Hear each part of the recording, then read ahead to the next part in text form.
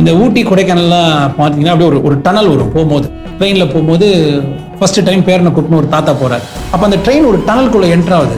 பேரன் இருட்டை பார்த்தீங்கன்னா அழுகுறான், அப்படியே அழுகுறான், கத்துறான்.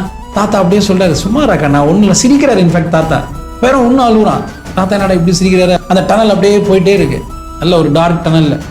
பேரன் அழுதுனே இருக்கான். அந்த டனல் முடிஞ்ச உடனே தாத்தா சிரிச்சுன்னு இருக்காரு. ஏன்டா இதுக்கு போய் அழுது, இதுக்கு போய் அழுவலாம் மணி அப்படின்னு தாத்தா சிரிச்சுனே சொல்ல, பேரன் இன்னும் கோவத்தில் அழுகுறான். தாத்தா நாங்கள் எவ்வளோ பயந்தேன், நீ ஏன் தாத்தா அப்படி சிரிச்சிருந்தேன், உனக்கு பயமாவே இல்லையா அப்படின்னு கேட்டான். அந்த தாத்தா ஒரு சாதாரண ஒரு உண்மையை சொன்னார். நீ ஏன்டா அழுத, நான் சிரிச்சது விட்டு நீ ஏன் அழுத, நான் தான் அழாதன்னு இல்லை, அழாதன்னு சொன்னால நீ ஏன் அழுத. இப்போ பேரன் கேட்கறான், நீ ஏன் அழுவாம இருந்த, நீ எப்படி சிரிச்ச. அதுக்கு அந்த தாத்தா சொன்னாரு, ஏய் அந்த டனலுக்குள்ள போனது உண்மை, இருட்டானது உண்மை. ஆனா டனலுக்குள்ள போன ட்ரெயின் டனல்ல இருந்து வெளியே வரப்போகுதுன்ற உண்மை எனக்கு தெரியும், அது உனக்கு தெரியல, அவ்வளவுதான்.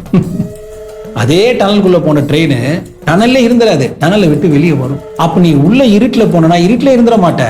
அந்த டனல் முடிஞ்சவனே இருட்டு போற மாதிரி இந்த பிரச்சனை முடிஞ்சவனே வெளிச்சம் வந்துடும். இப்போ இதை உணர்ந்தனா அந்த டனலை நான் என்ஜாய் பண்ணேன், உன்னை நான் என்ஜாய் பண்ண சொல்றேன். ஏன்னா இது கொஞ்ச நேரம் தான் இருக்கும். அதுல நீ அழுதுனா திரும்பி வெளிச்சம் வந்தாலும் என்ஜாய் பண்றதுக்கு உன்னால முடியாது. அதனால அடுத்த வாட்டி டனல் வந்தா அழுவாத, கவலைப்படாத. இப்போ ஒரு டனல் இருக்க, மாட்டிக்கல, மூவாயின்னு தான் இருக்கு, கண்டிப்பா வெளியே வரப்போற. அந்த வெளிச்சத்துக்கு தயாராகும், அந்த டனலை என்ஜாய் பண்ண. இப்போ அதை மீறி நீ தனியா இருக்கியா, அந்த தாத்தா மாதிரி உன் கூட கடவுளே இருக்கான். டனலா இருந்தாலும் உள்ள டார்ச் லைட் அடிக்கிறான்.